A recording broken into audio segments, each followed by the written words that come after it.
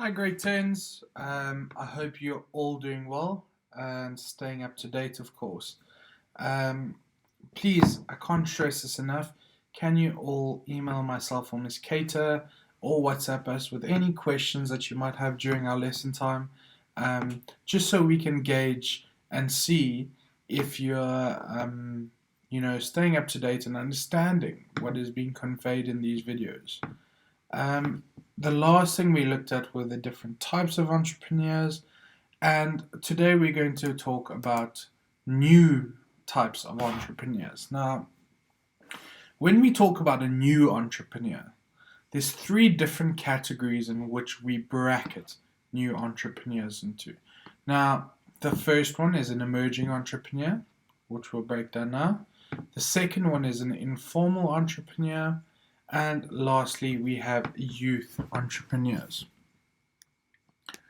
So, if we dive straight into emerging entrepreneurs, it's a term that we use to describe entrepreneurs who have previously been disadvantaged. Now, that line there, talking about previous disadvantages, is incredibly important when we look at emerging entrepreneurs. Now, there's something called the Preferential Procurement Act that has created a group of entrepreneurs that focus on opportunities offered by rendering services or selling goods to the public sector. Now, this is an initiative that has been implemented by government to encourage entrepreneurship by giving preferential treatment to these entrepreneurs, and the important line from earlier, who have been previously disadvantaged when they tender for government contracts. Now, this can be in any field of business. It can be from the mining industry to the retail industry to the food industry, the agricultural industry, anything along those lines. Basically, an emerging entrepreneur is the important line, an entrepreneur who's been previously disadvantaged, who starts off a business venture to satisfy customer needs or wants. Maybe they provide a new service. Maybe they have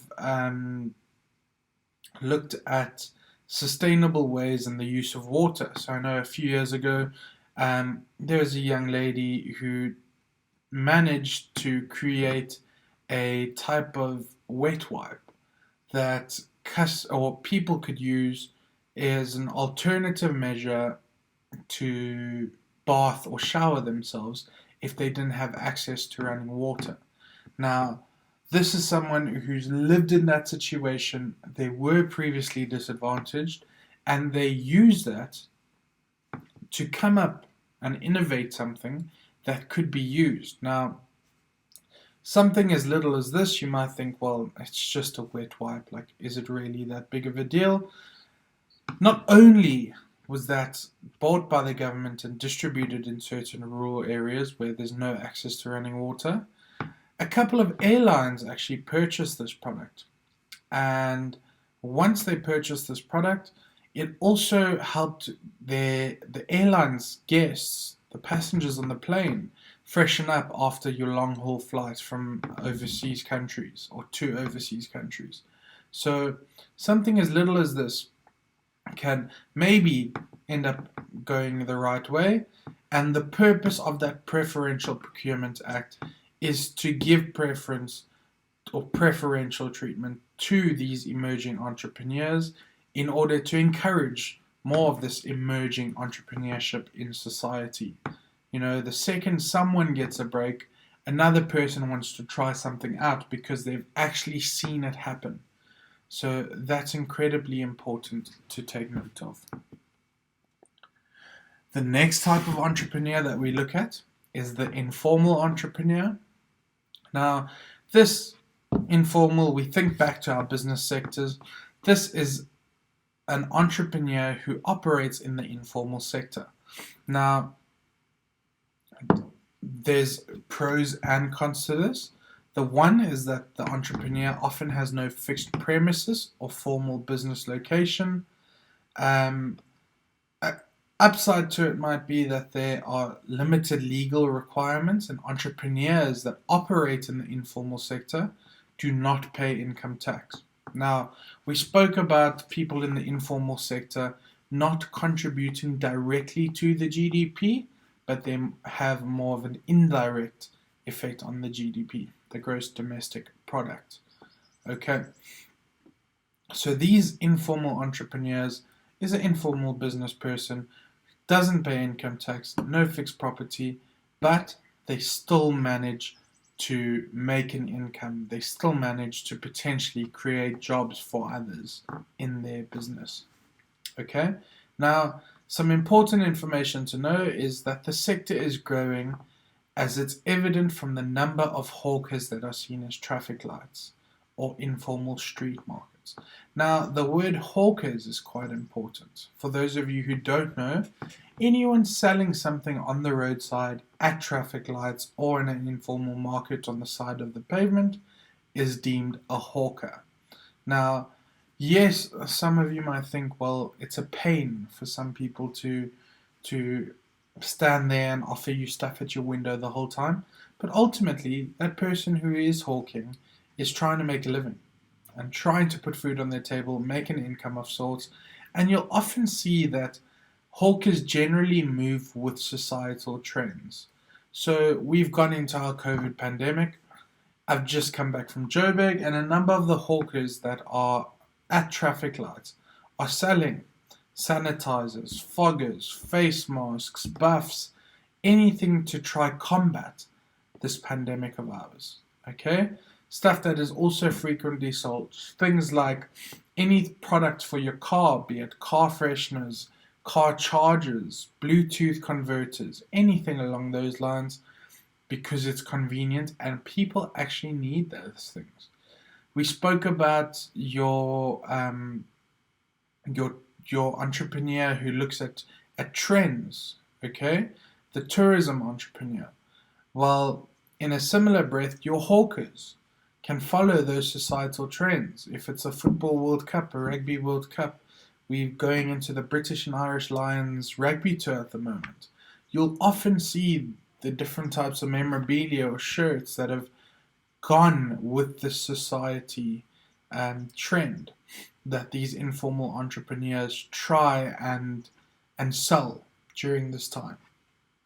Now, the informal entrepreneur plays a positive role in economic development as it creates jobs, contributes to skills development, and even encourages growth.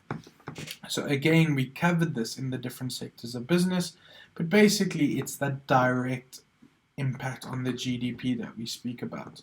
You know, as much as they have an informal business, they need to get supplies from somewhere, and this contributes to the GDP.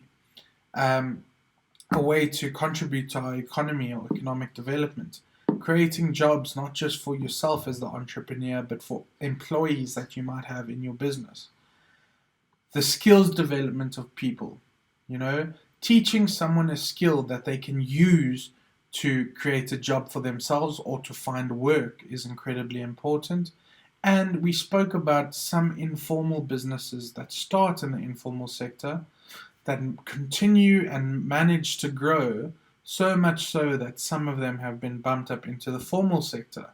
So the importance of these informal entrepreneurs are incredibly important to our South African economy. The last one that we will look at for today, and seeing as we're on fast foods, guys, informal entrepreneurship might not quite at the first thought be there, but if you think about to the hawker selling fried millies on the side of the road, or making some chicken on the side of the road, you know, that is deemed to be fast food. It's not your traditional fast food, but for people walking on the street, for people who have had it before, for them it's a means of going down, getting food as quickly as you would at a McDonald's, KFC, Steers, etc., for a much cheaper price and satisfying the same need. So it can be tied into fast food if you think about it. The last type of new entrepreneur that we look at is your youth entrepreneurs. Now, there are many, we refer to it as the three P's or triple P's, but private public partnerships. There are many of these initiatives that have been set up to help encourage youth entrepreneurship. Now, some of these initiatives assist in training the youth through proactive entrepreneurial programs, and they also provide the necessary resources, ongoing support, and guidance to these budding entrepreneurs. Now, if youth entrepreneurship can be grown in South Africa, the country would see higher levels of employment, and hopefully this will result in a higher standard of living for the people in the country. Now, when we speak about these private public partnerships, it refers to the public sector and the private sector coming together to put through an entrepreneurship initiative. Okay?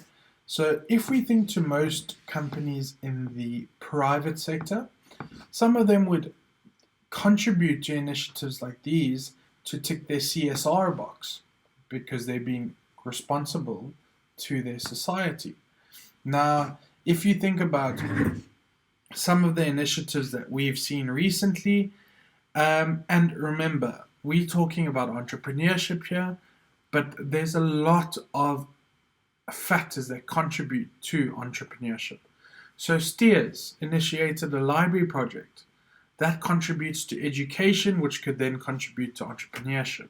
Okay, so that can be seen as one of those private-public partnerships.